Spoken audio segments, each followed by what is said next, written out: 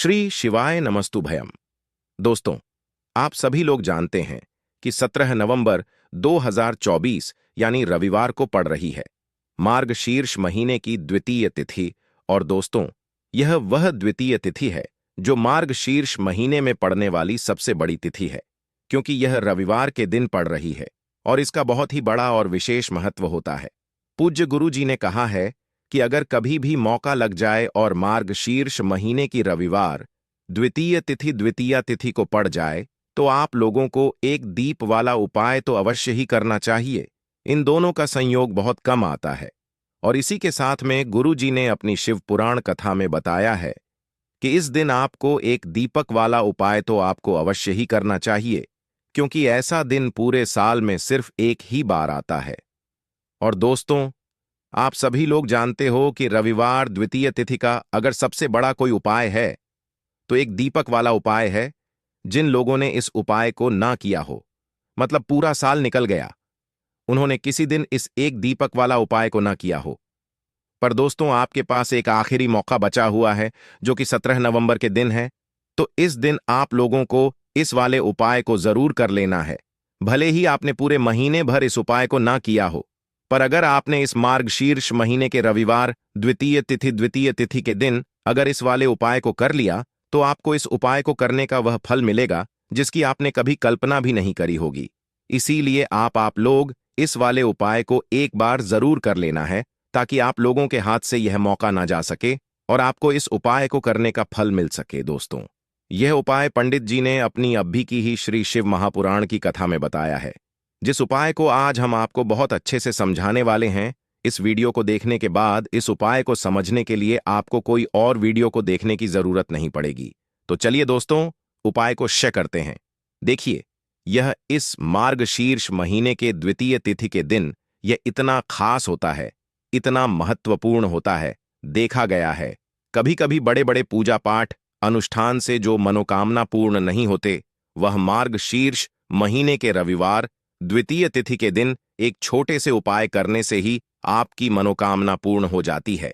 और बहुत सारे लोगों ने इस उपाय को किया भी है और उनको इस उपाय को करने का फल भी जरूर मिला है। अगर आप लोग भी इस उपाय को करना चाहते हैं तो आप इस उपाय को पहले अच्छे से समझ लेना, सुन लेना, उसके बाद करना। आपको इस उपाय का फल जरूर मिलेगा और इस उपाय को कर लेने से आपके घर में चाहे किसी भी प्रकार की दुख और समस्या क्यों ना चल रही हो, आपको उसका कारण भी नहीं पता है कि भाई यह समस्या किस कारण से चल रही है। उसका कुछ भी कारण हो सकता है, जैसे पितृदोष हो सकता है या किसी भी तरह का मंगल दोष भी हो सकता है। तो इस दिन आप लोगों को यह वाला उपाय कर लेना है। यह एक ऐसा उपाय है जिस उपाय को अगर किसी विशेष दिन पर किया जाए तो भाई उस विशेष दिन का जो है वह तो हमें मिलता ही मिलता है, पर हमने उस दिन पर इस उपाय को किया है तो हमें उससे भी बड़ा फल मिलता है और फल बहुत जल्दी मिलता है, क्योंकि आप इस उपाय को बहुत ही बड़े और विशेष दिन पर कर रहे हो। तो चलिए अब उपाय के बारे में बात करते हैं, लेकिन उससे पहले आप लोगों को यह जानना आवश्यक है कि आखिर यह उपाय किस समय करना है, किसको करना है और कैसे करना है। तो चलिए हम आगे आपको वीडियो में एक एक करके बता देते हैं। लेकिन उससे पहले अगर आप लोग हमारे चैनल पर पहली बार आए हैं या फिर मेरी आवाज आज पहली बार सुन रहे हैं तो हमारे चैनल को सब्सक्राइब जरूर कर लेना और इस वीडियो को लाइक करके कमेंट बॉक्स में श्री शिवाय नमस्तुभयम ओम नमः शिवाय जरूर टाइप कर देना। तो दोस्तों, इस एक दीपक वाला उपाय को हमें इस रविवार द्वितीय तिथि के दिन कैसे करना है, किसको करना है, किस समय करना है और कहां पर करना है, ये सारे सवालों के जवाब आपको इस वीडियो में मिल जाएंगे। और जो ये वीडियो देखेगा भाई, उसको एक दीपक वाला उपाय जरूर करना चाहिए, क्योंकि इस दिन एक दीपक का भी बहुत ही बड़ा और विशेष महत्व होता है। और जब बात आ जाए एक दीपक वाला उपाय की, तो यह सोने पर सुहागा वाली बात हो जाती है और यह एक बहुत ही बड़ा उपाय हो जाता है इस द्वितीय तिथि का। तो अब दोस्तों, इस एक दीपक वाला उपाय को आखिर करना किसको है, सबसे पहले हम लोग वह बात जान लेते हैं। तो देखो, घर की जो बड़ी माताएं बहनें होती हैं, उन माताओं बहनों में से कोई भी एक बड़ी माता बहन इस वाले उपाय को कर सकती है। और दोस्तों, अगर आप चाहे तो अपने घर में से सभी सदस्यों को भी इस उपाय को करवा सकते हैं। अगर किसी व्यक्ति की खुद की कोई मनोकामना है खुद की कोई दुख और परेशानी है जो कि वह अपने लिए ही करना चाहता है, इस वाले उपाय को तो वह खुद अपने लिए भी कर सकता है। बाकी अगर कोई घर में से ऐसा है जो कि अपने पूरे घर परिवार की सुख और शांति के लिए यह वाला उपाय करना चाहता है, तो भाई वह भी कर सकता है। उसमें भी कोई दिक्कत वाली बात नहीं है। कहने का मतलब यह है कि इस उपाय को हर एक सदस्य भी कर सकता है और पूरे घर परिवार के सदस्य के लिए घर की बड़ी माताओं बहनों में से कोई एक माता बहन भी कर सकती है। माताएं बहनें अगर घर में उपस्थित ना हो या वह यह वाला उपाय ना कर पा रही हो, तो फिर घर का कोई बड़ा सदस्य भी इस एक दीपक वाला उपाय को कर सकता है, चाहे फिर वह पुरुष ही क्यों ना हो। उसमें कोई भी दिक्कत वाली बात नहीं है। अब दोस्तों, जो अगला प्रश्न निकल कर आता है वह यह आता है इस उपाय को लेकर कि आखिर इस उपाय को हमें किस समय करना है, सुबह के समय करना है कि शाम के समय करना है। तो देखो, इस वाले उपाय को आप लोग सुबह के समय भी कर सकते हो और शाम के समय प्रदोष काल में भी कर सकते हो। अब अगर आप पूछो कि भाई सबसे उत्तम समय कौन सा रहेगा इस एक दीपक वाला उपाय को करने का, तो हम आपसे बस यही कहेंगे कि इस उपाय को आप सुबह के समय करेंगे तो ज्यादा बेहतर होगा। बाकी अगर प्रदोष काल शाम के समय भी करेंगे तो भी अच्छा होगा, उसमें कोई भी दिक्कत वाली बात नहीं है। तो अब दोस्तों, जो अगली सबसे बड़ी और महत्वपूर्ण बात आती है वह यह आती है कि सुबह अगर हम उपाय को करेंगे तो हमें कितने बजे से लेकर कितने बजे तक के बीच में करना है, और शाम के समय प्रदोष काल में करेंगे तो हमें कितने बजे से लेकर कितने बजे के बीच में करना है।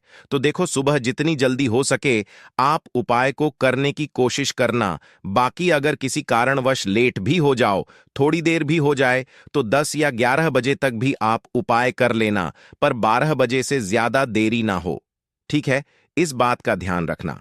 उसके बाद में दोस्तों, अगर शाम के समय प्रदोष काल की बात करें, प्रदोष काल का जो समय है होता है वह शाम के 6 बजे से शुरू हो जाता है।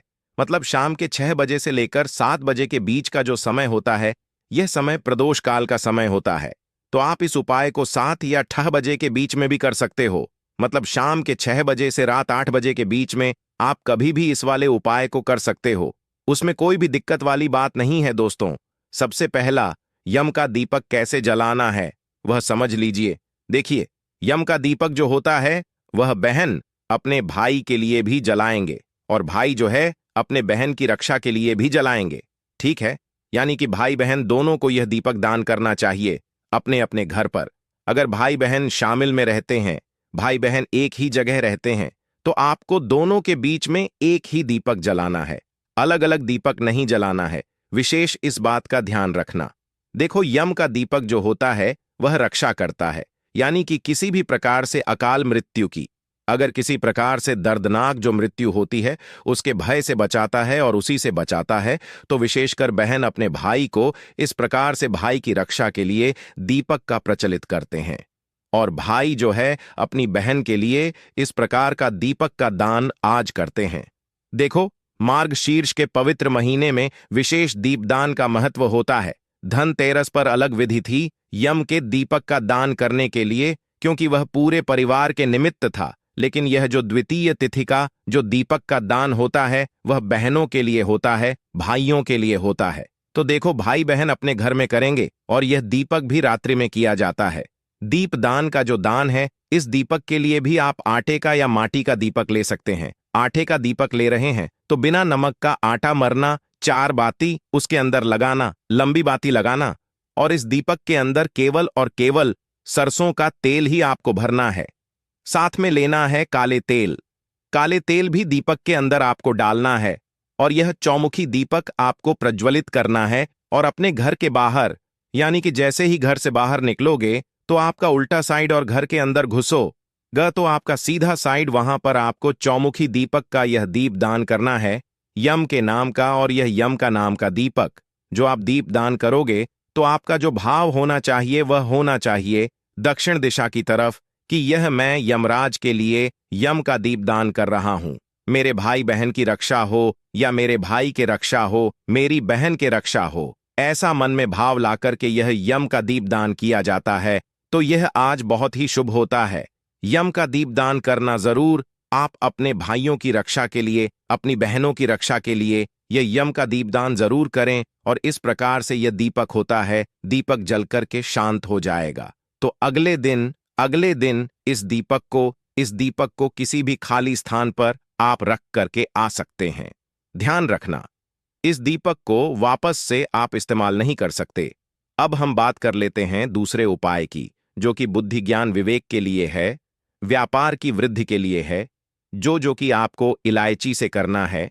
बच्चे कोई हैं जो एंट्रेंस एग्जाम देने वाले हैं, तो उनको यह उपाय करना चाहिए। जो बच्चे परीक्षा देने वाले हैं, उनको यह उपाय करना चाहिए। जो भी व्यक्ति, जो भी बच्चे जो हैं, कोई सी भी एग्जाम को क्लियर करने का सोच रहे हैं, किसी भी चीज में उनका सिलेक्शन हो जाए, ऐसा वह सोच रहे हैं, तो उन बच्चों को विशेषकर यह उपाय करना चाहिए।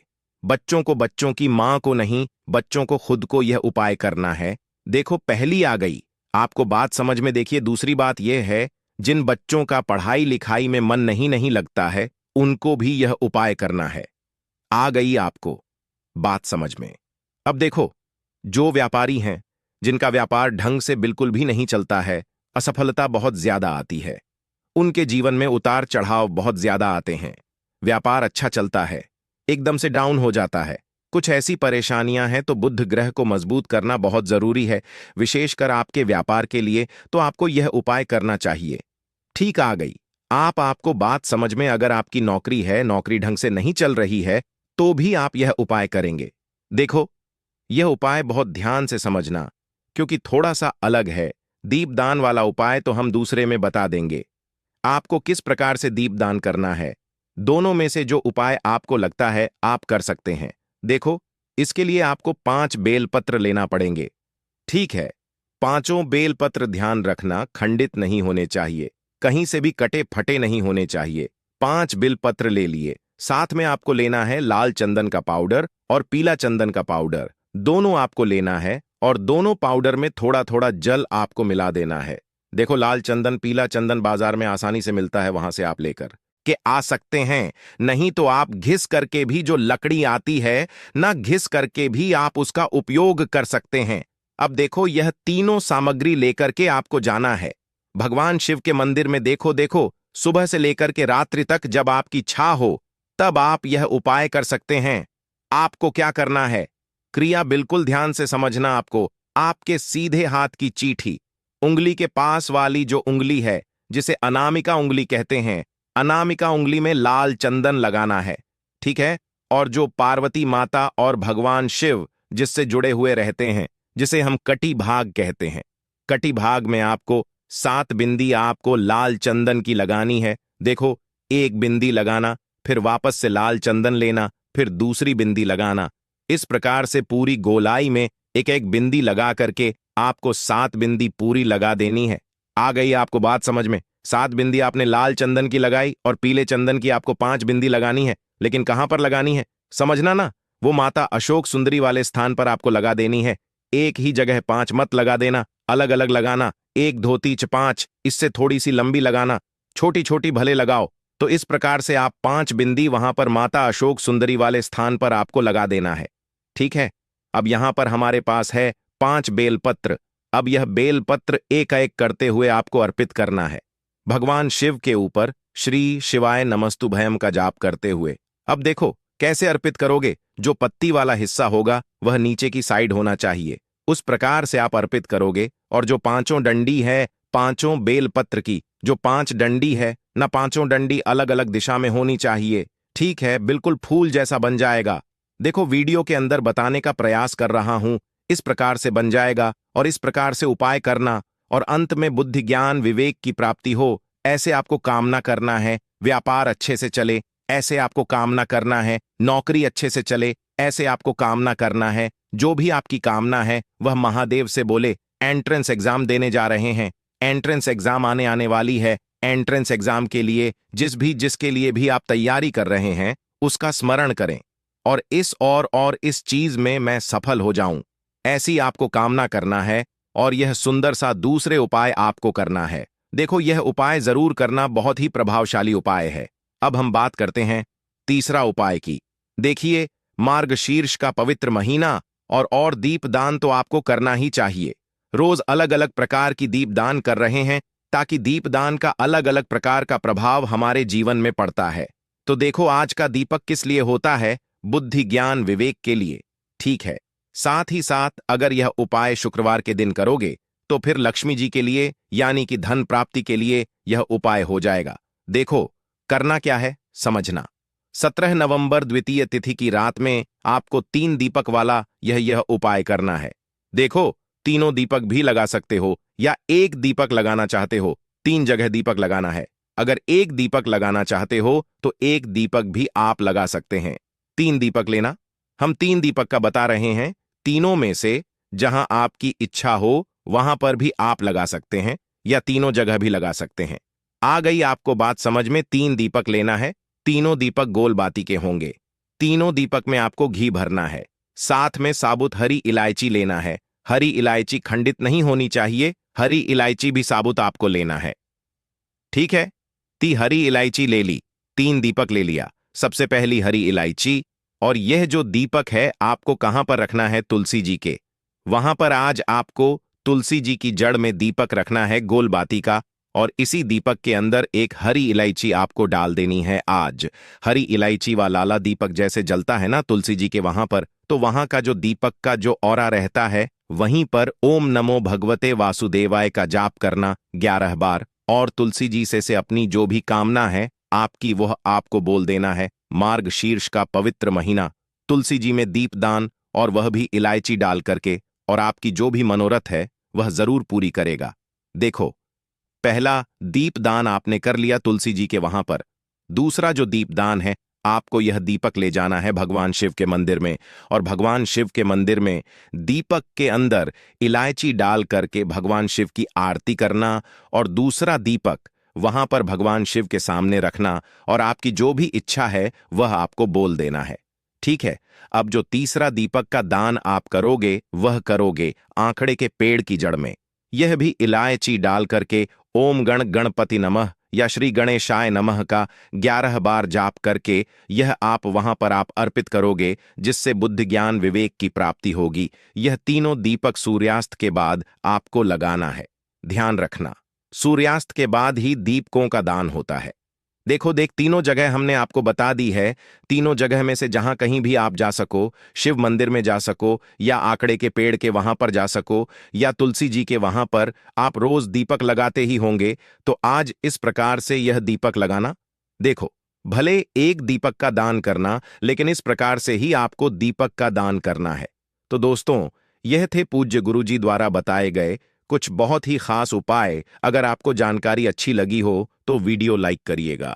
मिलते हैं फिर एक नए वीडियो के साथ।